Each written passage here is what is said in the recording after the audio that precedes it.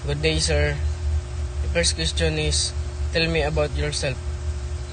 I am Azidi Puig from Loreto, Agusan del Sur.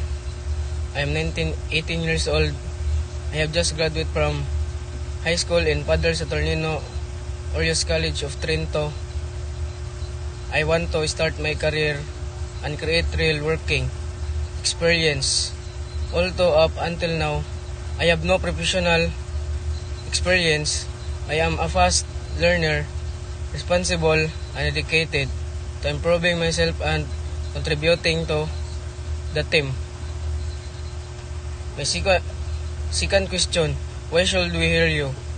Even though I am not professionally working, I am very active and ready to learn new things.